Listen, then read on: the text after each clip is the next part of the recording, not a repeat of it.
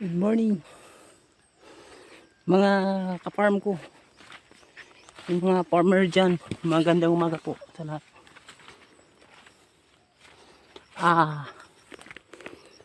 Andito po kami sa aming farm ngayon.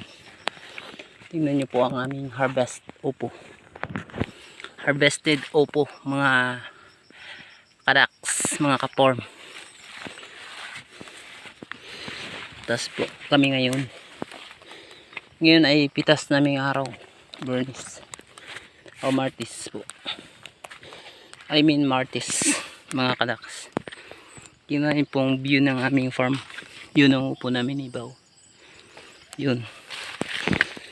Bali ilang tambak to? 4 po mga ka-idol. Ayun, tingnan nyo po ang laking tambak na to. Yun, maraming maganda yung upo namin. Magandang klase po, maliit at saka kinis ang kutis kasi isprayan namin to mga ka-idol. So go to part of Ampalaya mga ka-idol.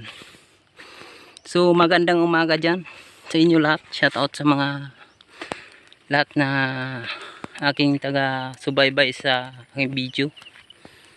Good morning dito tayo sa part ng ating Ampalaya plant. Yun po, nag-harvest po kami kanina mga ka-idol.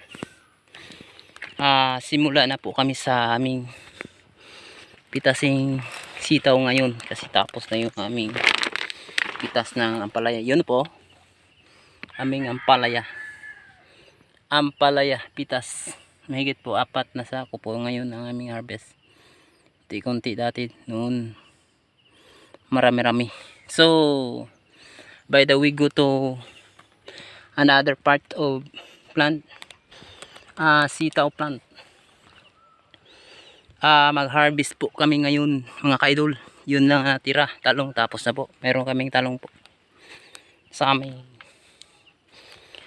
part ng aming pananim. May talong po kami at saka may sili doon sa kabila naming farm. May sili po kami doon mga farm, labuyo at saka sigang green.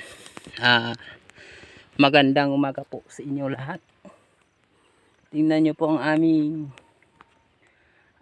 taniman ngayon or farm mga ka-idol. Meron po kaming pitas ng sitaw mamaya. So sitaw na lang po natira kasi umaga pa po binirahan na namin pagpitas ng mga ampalaya at saka sili. Yun mga idol, tingnan nyo po ang aming part ng sitaw. Panlawang pitas po. Makita nyo talaga ang mga bunga nito at saka ang kagandahan ng bunga ng aming sitaw. Panglawang pitas pa lang po, hindi pa po volume ito, pero makita nyo talaga ang mga bunga niya po mga ka-idol.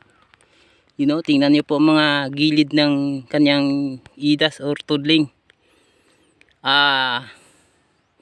Bale panglawa pa lang po ngayon yung pitas namin, pero makita nyo putot niya at saka malaking bunga. Ang ganda ng tubo ng sitaw mga ka-idol. Pag kayo ay na alam sa pagpitas, pag-alaga ng ating pananim, yun mga ka-idol, diba ang haba ng mga bunga? Hayan, diba is maraming mga bulaklak, mga putot doon mga ka-idol. So mga ka-idol, kung mayroon kayo pong mga aral or sa aking videos, salamat po.